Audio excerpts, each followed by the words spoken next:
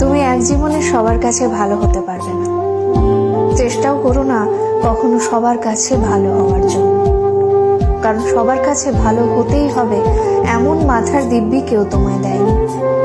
আর তুমি বেঁচে আছো তোমার নিজস্বতায়। সেখানে তোমায় কে ভাবলো, কে খারাপ ভাবলো, তাতে কিচ্ছু এসে যায় না। দিন শেষে নিজের জন্য নিজেকেই থাকতে হয়, অন্য কেউ তোমার জন্য থাকে না, থাকেনি কখনো আর থাকবেও না। কারো কাছে তুমি ভালো, ভীষণ ভালো, আবার সেই তুমি কারোর কাছে খুব খারাপ, জঘন্য একজন মানুষ। সেটা কেমন করে হয়? প্রশ্নটা মনের মধ্যে আসতেই পারে।